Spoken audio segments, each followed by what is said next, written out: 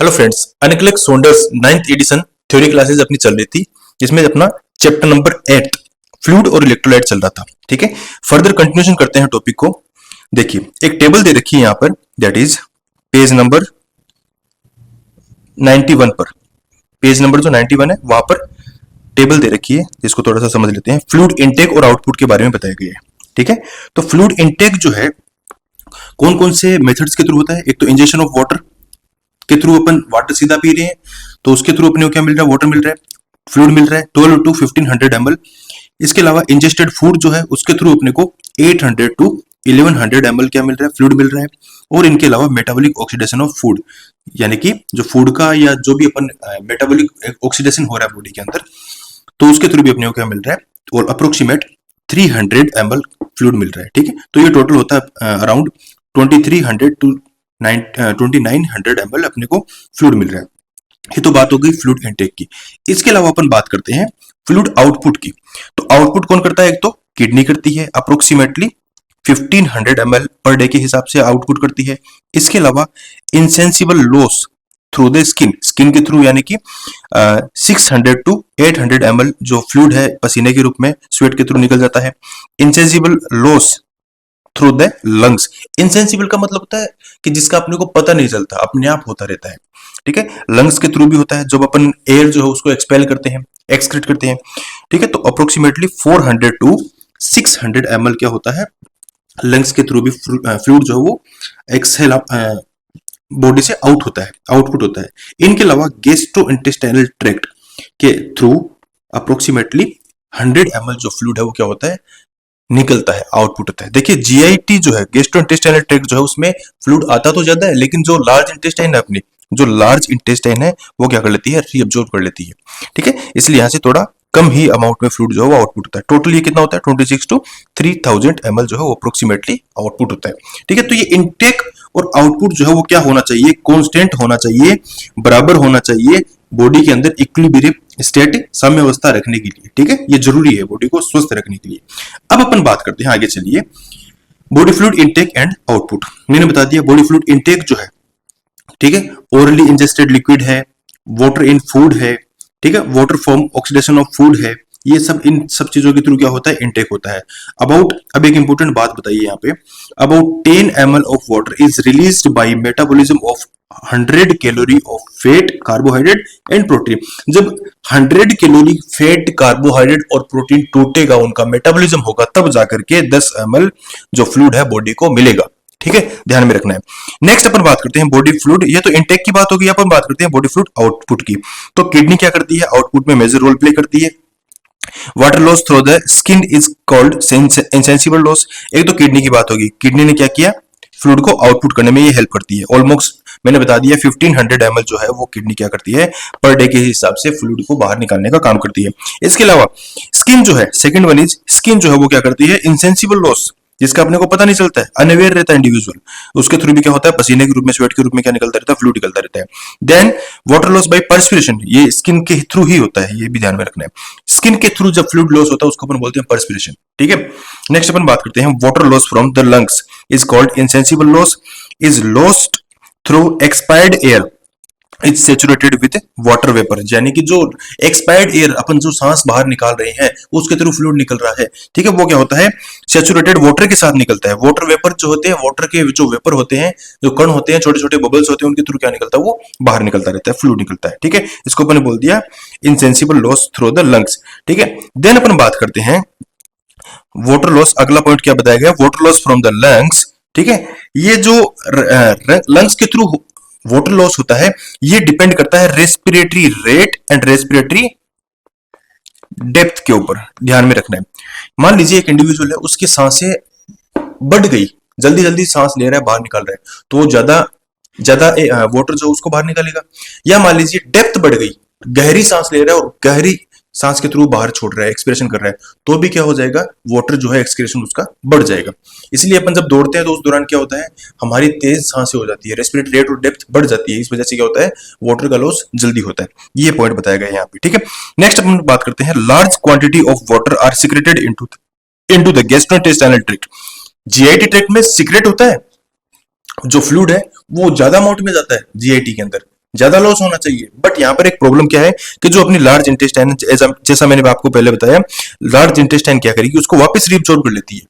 ठीक है, that's why only 100 ml क्या निकल पाता है, आउटपुट हो पाता है, किससे, जीआईटी से। ठीक है, नेक्स्ट इंपॉर्टेंट जो बात बताई गई है that is severe diarrhoea. Severe diarrhoea की कंडीशन में result in loss of large quantity of fluid and electrolyte. सभी को पता है, ये तो सिंपल सी बात है कि सीवियर डायरिया में फ्लूइड और इलेक्ट्रोलाइट जो वो बड़ी मात्रा में निकल जाते हैं। अब देखिए एक इंपॉर्टेंट बात बताइए, ये जो रेड वाले पॉइंट है ये इंपॉर्टेंट है। The client with diarrhoea is the high risk for fluid and electrolyte imbalance. जिसको डायरिया हो चुका है, वोमिटिंग हो चुका है, वो उसको सबसे ज्यादा रिस्क है किसका, फ्लूइड और इलेक्ट्रोलाइट बैलेंस का, इम्बैलेंस का। ठीक है, next important point that is maintaining fluid and electrolyte balance. Body के अंदर कुछ एक मैकेनिज्म होती है, कुछ एक ऑर्गन्स होते हैं, कुछ एक ग्लैंड्स होती हैं जो कि फ्लूइड और इलेक्ट्रोलाइट को बैलेंस करने का काम करते हैं, इक्विलिब्रियम स्टेब्लिश करते हैं। ठीक है, इसको अपन बोलते हैं होम्योस्टेसिस। ठीक है, यानी फ्लूइड और इलेक्ट्रोलाइट का बैलेंस स्टेब्लिश होना, उसको होम्योस्टेसिस अपन बोलते हैं। Homeostasis is the term that indicate the relative stability of internal environment, यानी कांस्टेंट अवस्था, न फ्लूइड ज्यादा न फ्लूइड कम, न इलेक्ट्रोलाइट ज्यादा न इलेक्ट्रोलाइट कम, उस अवस्था को हम बोलते हैं होम्योस्टेसिस, यानी जितनी जरूरत है उतना मेंटेन करना। ठीक है, अब देखिए नेक्स्ट बात क्या कही है, when one of substance is in a client is deficient. जब एक सब्सटेंस, चाहे वो फ्लूइड हो चाहे वो कोई भी इलेक्ट्रोलाइट, सोडियम हो, पोटेशियम हो या सिंपल फ्लूइड हो, जब कम होता है बॉडी में, ठीक है, आइदर फ्लूइड आइदर इलेक्ट्रोलाइट, चाहे वो फ्लूइड हो चाहे वो इलेक्ट्रोलाइट हो, जब वो कम होता है बॉडी में, the substance must be replaced normally by intake of food and water or by therapy such as intravenous solutions and medications. यानी जब भी बॉडी में कोई भी एक फ्लूइड या इलेक्ट्रोलाइट कम होता है तो उसको रिप्लेस करना होता है किसके थ्रू, चाहे वो आप ओरली फ्लूइड देकर रिप्लेस करो, चाहे आप उसको इंट्रावेनसली फ्लूइड जो है वो देकर के आप उसको रिप्लेस करो, या कोई भी मेडिकेशन देकर के उसको रिप्लेस करो, बट उसको रिप्लेस करना मस्ट कंपलसरी है ताकि बॉडी की जो होम्योस्टेसिस मैकेनिज्म है वो क्या रहे, मेंटेन रहे। ठीक है, ये बात बोली यहाँ पे। देन इसके अपोजिट सेकंड जो बात कही है, when the client has excess of fluid, यानी फ्लूइड का लेवल बढ़ चुका है जब बॉडी के अंदर, ठीक है, या इलेक्ट्रोलाइट बढ़ चुका है, ठीक है, the therapy directed toward the assisting body to eliminate excess. तो फिर उसको वो थेरेपी दो जिससे उसका फ्लूइड और इलेक्ट्रोलाइट क्या हो, बाहर निकले, जो एक्सेस अमाउंट में जो बढ़ा हुआ है वो बाहर निकले, लाइक उसको आप उसको डायूरेटिक थेरेपी दो। ठीक है, जब तो ये क्या है, ये दोनों ही तरीके क्या करते हैं, बॉडी में फ्लूइड और इलेक्ट्रोलाइट को बैलेंस रखते हैं। अब देखिए नेक्स्ट इंपॉर्टेंट थिंग, फ्लूइड और इलेक्ट्रोलाइट बैलेंस की बात हो रही है, तो kidney play a major role in controlling balance in fluid and electrolyte. Kidney क्या करती है, वाइटल रोल प्ले करती है, क्योंकि ये क्या करती है, जब भी ये बॉडी के अंदर इस फ्लूइड और इलेक्ट्रोलाइट का लेवल बढ़ जाता है तो उस कंडीशन में क्या करती है, एक्सक्रीशन बढ़ा देती है, इंक्रीज एक्सक्रीशन कर देती है। एक्सक्रीशन कर देगी तो जो बढ़ा हुआ फ्लूइड इलेक्ट्रोलाइट है वो यूरिन के थ्रू बाहर निकल जाएगा और बॉडी में कांस्टेंट फेज आ जाएगी। ठीक है, इसके विपरीत जब भी बॉडी के अंदर क्या होता है, डिहाइड्रेशन होता है, तो किडनी क्या करती है, होल्ड करके रखती है, यूरिन आउटपुट को डिक्रीज कर देती है, तो उसकी वजह से क्या होता है, बॉडी के अंदर फ्लूइड इलेक्ट्रोलाइट जो है वो जो कम है उससे ही बॉडी क्या कर लेगी, काम चला लेगी। ठीक है, एंड साथ ही साथ क्या कहा है कि एड्रिनल ग्लैंड, जो सुप्रारिनल ग्लैंड है, जो किडनी के ऊपर पाई जाती है, यहाँ पर ये किडनी है तो सुप्रारिनल ग्लैंड यहाँ पर पाई जाती है। ठीक है, ये क्या करती है, एक हार्मोन सीक्रेट करती है एल्डोस्टेरोन नाम करके हार्मोन। ये एल्डोस्टेरोन क्या करता है, controlling the extracellular fluid bye regulating the amount of sodium reabsorbed by the kidney.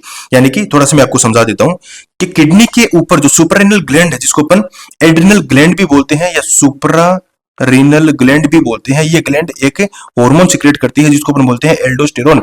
इस हार्मोन के मुख्य काम क्या है, ये बॉडी में सोडियम को बढ़ाती है, वाटर को भी बढ़ा देती है, बल्कि पोटेशियम जो है उसको रिमूव करती है, डिक्रीज करती है। ये तीन इसके मुख्य काम ध्यान में रखना, सोडियम बढ़ाती है, वाटर बढ़ाती है और पोटेशियम को बाहर निकालती है, एक्सक्रीशन करती है। तो ये हाइपरनेट्रीमिया करती है, हाइपर वोलेमिया करती है और हाइपोकैलिमिया करती है। ये इंपॉर्टेंट चीज है, ध्यान में रखना।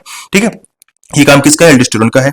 ठीक है, देन अपन बात करते हैं next one is antidiuretic hormone. Antidiuretic hormone क्या करता है, ये पिट्यूटरी ग्लैंड से सीक्रेट होता है और रेगुलेट करता है ऑस्मोटिक प्रेशर को of extracellular fluid bye regulating the amount of water reabsorbed by the kidney. ये क्या करता है, ये बॉडी के अंदर जो एडीएच हार्मोन है, वेसोप्रेसिन हार्मोन क्या है, ये क्या करता है, ब्लड वेसल्स को कॉन्स्ट्रिक्ट करता है, नेरो करता है, साथ ही साथ ये क्या करता है, यूरिन आउटपुट को डिक्रीज करता है, यूरिन आउटपुट डिक्रीज करता है और ब्लड के अंदर फ्लूइड या वॉल्यूम को ये बढ़ाने का काम करता है, बढ़ाने का काम करता है। दैट्स वाई ये क्या करेगा, ब्लड प्रेशर भी बढ़ा देगा, ये क्या करेगा, ब्लड प्रेशर भी बढ़ा देगा, हाइपरवोलेमिया भी कर देगा, फ्लूइड वॉल्यूम बढ़ा देगा। और ये जब हाइपोवोलेमिया या हाइपोटेंशन की कंडीशन हो तो उस कंडीशन में ये सीक्रेट होता है और ब्लड में ये बीपी भी बढ़ा देता है, फ्लूइड भी बढ़ा, ब्लड का प्रेशर भी बढ़ा देता है, ब्लड का वॉल्यूम भी बढ़ा देता है और यूरिन आउटपुट ये क्या करता है, घटा देता है। ठीक है, तो एडीएच हार्मोन, ठीक है, समरी करते हैं सारी ये जो टॉपिक इसका समराइज करते हैं इसको।